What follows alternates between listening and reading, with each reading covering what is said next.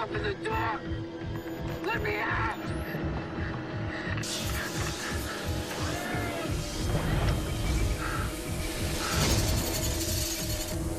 Sir, the restraints.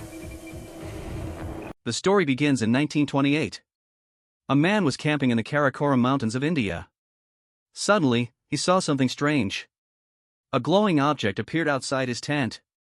He walked toward it and saw a massive ball of light, shining through thin ice. He stared at it for a while. Then, he tried to hit it with his weapon. But as soon as he attacked, he collapsed. Unconscious. The orb began to glow even brighter. When he woke up a little later, the orb was gone. But it had left a strange mark on his body. Nearly 80 years passed. Now it's the year 2008. A scientist named Helen is teaching at Princeton University.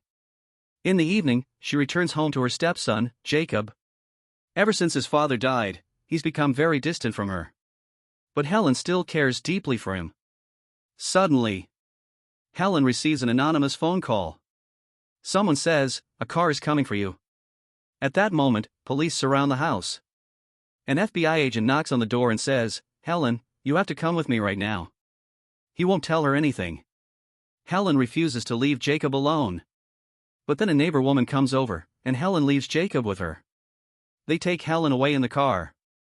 But the FBI agent still won't explain anything. Soon, Helen arrives at an airport.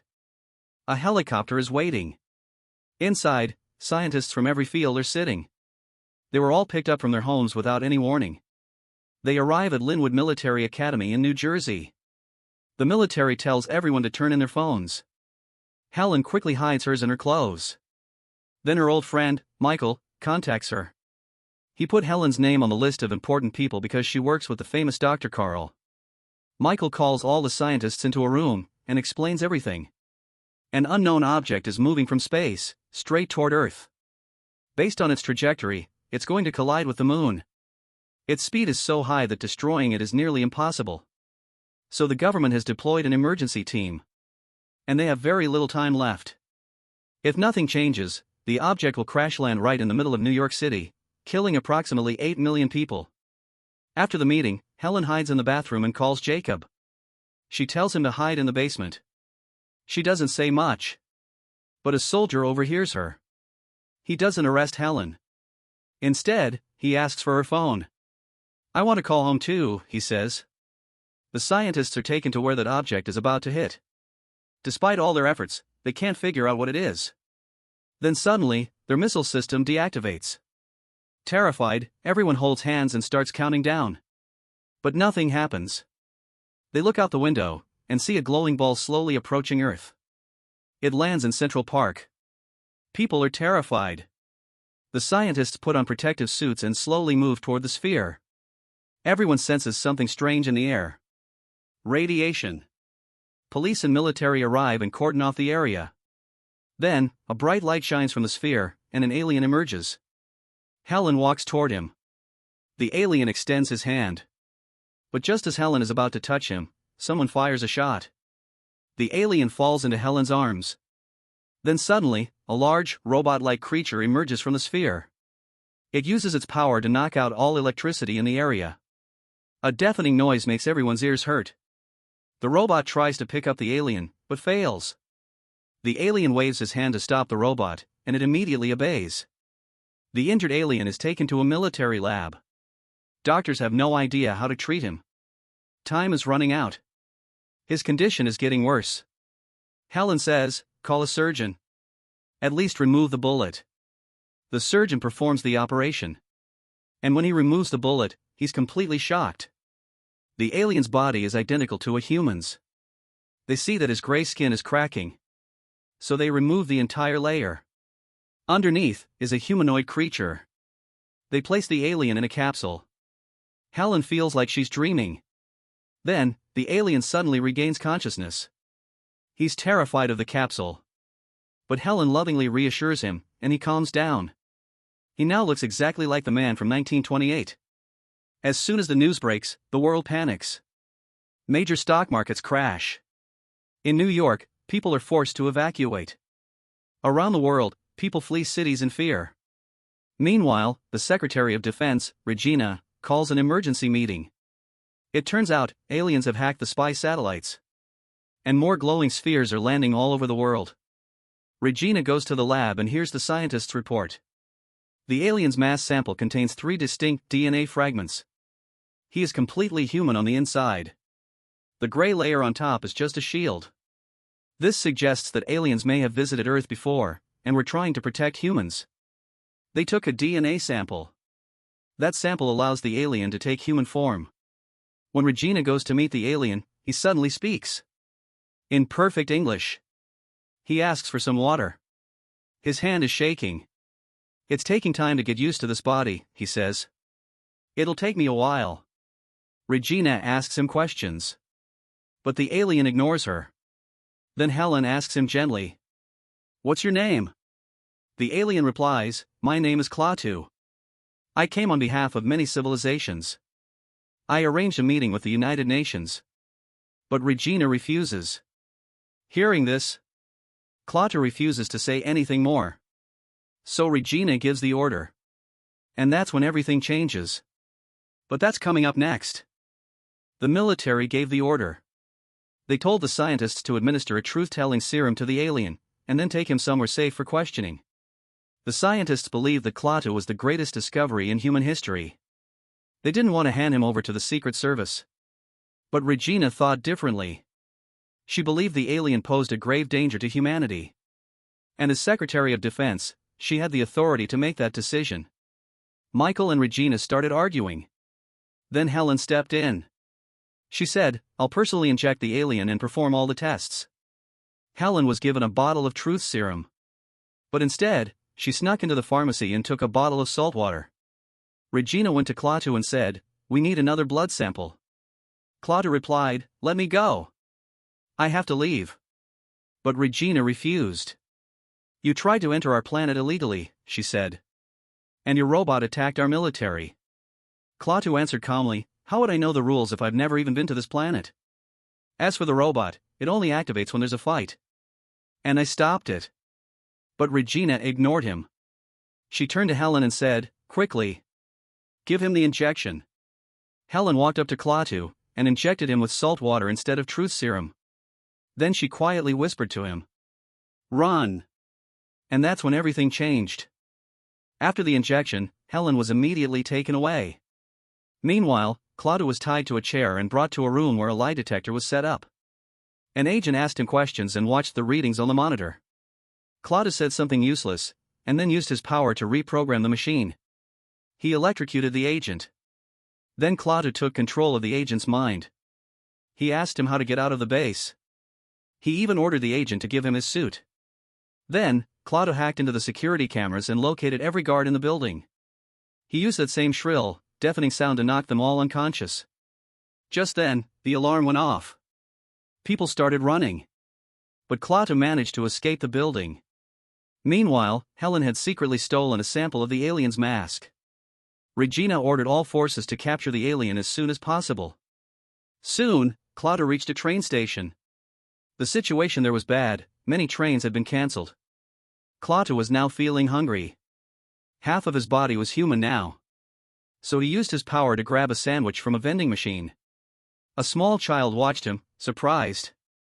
Klaatu started observing people. He noticed something interesting. People would get angry if they had to wait even for a short while. And that's when he started to understand humanity. Suddenly, Klaatu felt dizzy. He went to the bathroom and found himself bleeding. Then, he fainted. A few hours later, Helen received a call. Someone told her that a patient at the train station wanted to meet her. Helen realized it must be the alien. She immediately rushed to the station and picked up Klaatu. Jacob was also on the train, behaving very badly. Klaatu told Helen, "You have the gray layer, the one from my body." Helen nodded. Yes, she had it. As soon as Klaatu placed that layer on his wound, it immediately started to heal. At that very moment, the military tried to attack the giant robot. But the robot sensed the threat and activated. It took control of the entire military system. Within seconds, it destroyed everything. The army couldn't do anything against it. Helen drove Klaatu along a specific route, exactly as he had instructed. Jacob saw everyone fleeing the city. He started expressing his hatred for the aliens. The aliens should be destroyed, Jacob said angrily. Why did they come to our planet? If my father were alive, he would have fought them. Finally, they reached a certain place. Jacob went to the bathroom. Klaatu asked Helen about her family. Helen explained that Jacob's father was a military engineer. And his mother died giving birth to him. Helen had been talking to Jacob's father. And that's when more of the story comes together. Helen and Jacob's father got married. But she died some time later. And now, Jacob lives with Helen. Then they went to a fast food restaurant. There, Klaatu met someone. Mr. Wu. An alien who had arrived on Earth 70 years ago. He was still studying human behavior. Mr. Wu said something blunt. Humans are very stubborn. They don't want to change. They fight a lot among themselves.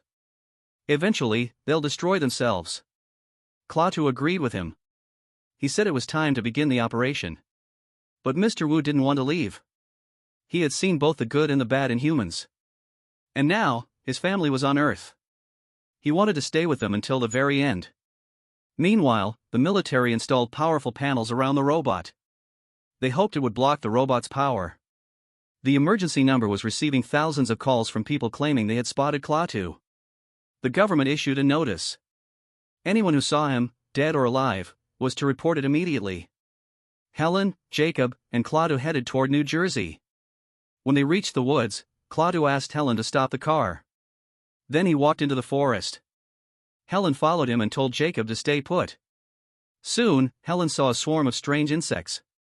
When she reached the river, Klaatu was just standing there, looking at the water. Suddenly, a glowing sphere emerged from the river. And Klaatu activated the emergency procedures. That's when everything changed. All the spheres that had appeared around the world were activated. Helen, startled, ran back to the car. Jacob was afraid. He thought Helen would marry Klaatu, and then Klaatu would replace his father. Helen said that would never happen. But Jacob didn't listen. He ran off into the forest in a rage.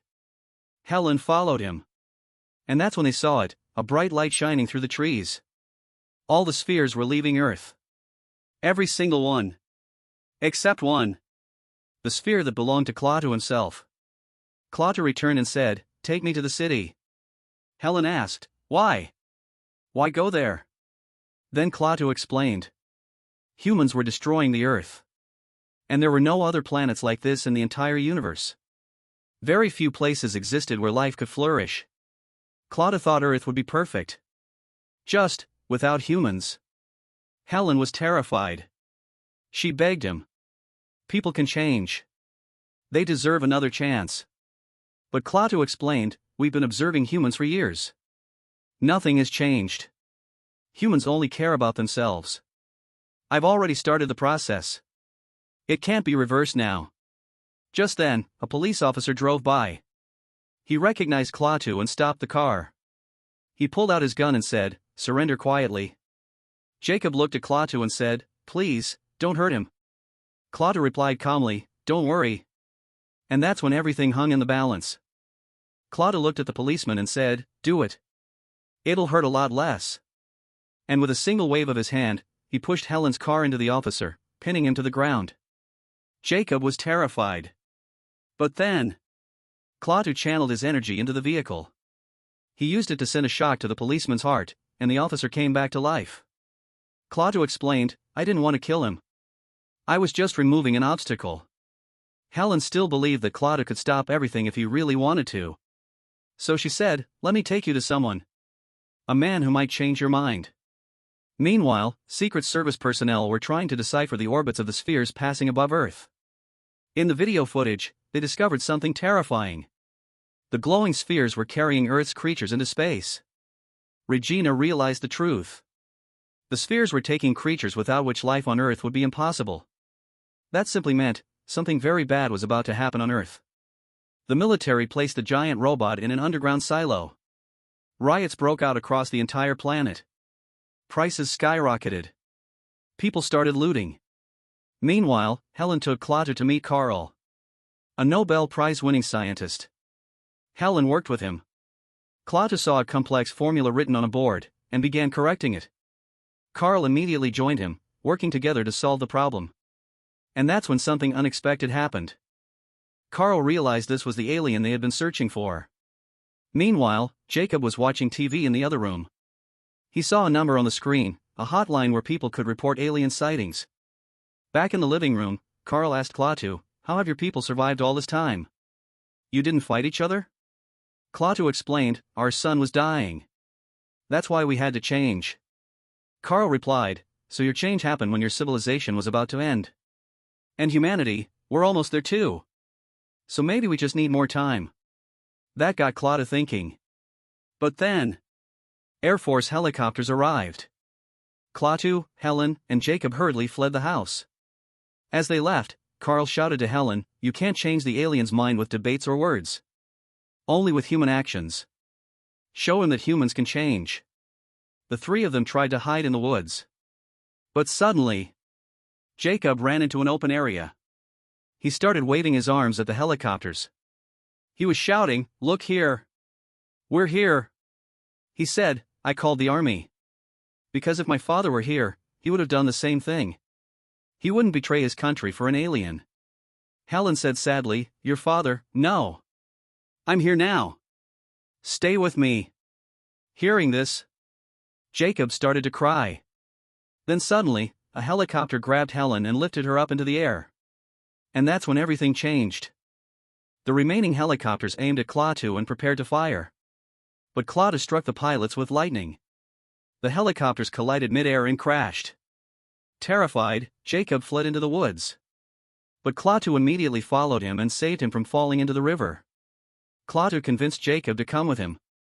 Meanwhile, Helen was taken to Regina's command center. Helen pleaded with them to let her go. "Klaatu listens to me," she said. "Only I can stop him." But Regina refused. At a military base, special forces were experimenting on the giant robot. They used a diamond drill on it, but the drill bit broke. The technician went to get another drill. But strange, insect-like machines were already multiplying rapidly in the cracks of the broken drill bit. They kept eating through the metal. Then, the robot completely disintegrated into tiny nanobots. These tiny, insect-like machines began consuming everything around them. Windows shattered. People tried to flee, but the base was completely sealed. In moments, everyone inside was reduced to dust. The military reported to Regina that it was impossible to destroy the nanobots. If they launched missiles or any other weapons, the insects would only multiply faster. Now they were spreading like a cloud in every direction, destroying everything in their path. And that's when the real nightmare began. The alien bugs kept spreading, destroying everything in their path. When they reached a large stadium, the entire structure turned to dust in seconds. Regina finally realized the truth. There was nothing they could do. So she left Helen alone, hoping she could talk to Klaatu. Michael went with her. Meanwhile, Klaatu took Jacob to a cabin in the woods. He told Jacob to call his mother. Over the phone, they made a plan to meet at a safe place. Then Jacob and Klaatu headed out to that meeting. And on the way, something changed. Jacob admitted that he no longer wanted Klaatu dead. Hearing those words, Klaatu thought, for the first time, that maybe humans weren't as bad as he had believed. Maybe there was more to them. After a while, they arrived at a cemetery. The place where Jacob's father was buried. Jacob looked at Klaatu with tears in his eyes. "Can you bring my father back? Like you did with that policeman?" But Klaatu shook his head. "My power has limits. I can revive someone who just died, or was badly injured. But someone who died years ago, I can't bring them back." Jacob felt a deep sadness. "Let's get out of here," he said quietly. Just then, Helen arrived. She ran to Jacob and hugged him tightly. And in that moment, Jacob finally accepted his father's death. They apologized to each other for how they had been acting. They promised to live like a real family. Seeing all of this, Klaatu realized something profound. There was love and goodness inside humans. They weren't all bad. Maybe they deserved another chance. Helen looked him in the eyes and promised, "Humans can change. We will change." So Klaatu made his decision. He said, "I will try to stop the nanobots. And that's when hope returned. Meanwhile, the terrifying cloud of nanobots was completely devouring New York. People, buildings, cars, everything was being destroyed. Regina told the president, "We're trying to handle this whole situation with love." But the president nervously refused. "No! Keep attacking them. Those aliens are dangerous." Helen, Jacob, Klaatu, and Michael quickly returned to New York, where the last sphere was located. Along the way, they ran into military blockades. Klaatu told Michael, "Drive straight ahead." At first, the soldiers chased them. But then, they were ordered to stop. They arrived at Central Park, and found that the entire military and all the scientists had disappeared. Then, the Air Force began bombing. Their vehicle flipped over. A massive, fiery explosion erupted. Michael was killed. But Helen, Jacob, and Klaatu survived. The nanobots swarmed into their area and started destroying the car. So Klaatu grabbed Helen and Jacob and ran toward the sphere. But the nanobot cloud had covered the entire sky.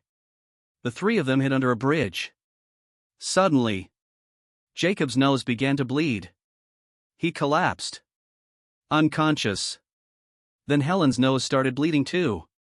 Klaatu explained the horrible truth. The nanobots have gotten inside you. They're slowly eating you from the inside. Helen pleaded, "Please, save us." Klaatu grabbed her hands. With his power, he pulled every single insect out of her body, and absorbed them into himself. Then Jacob regained consciousness. Klaatu admitted, Carl was right. Humans change when they're near the end. Then, Klaatu gave them both one last look. And without another word, he walked into the cloud of nanobots. He reached his sphere. And that's when the final moment arrived. As soon as Klaatu touched the sphere, his body disintegrated. And in that moment, every single nanobot was destroyed. The dead nanobots turned to ice and began falling from the sky, all across the world. But at the same time, the electricity went out everywhere. The entire planet was plunged into darkness. Helen and Jacob walked out from under the bridge and looked up. They watched as the sphere slowly rose into the sky, carrying Klaatu's sacrifice with it. If you liked this video, please hit that like button and subscribe to the channel. See you in the next one.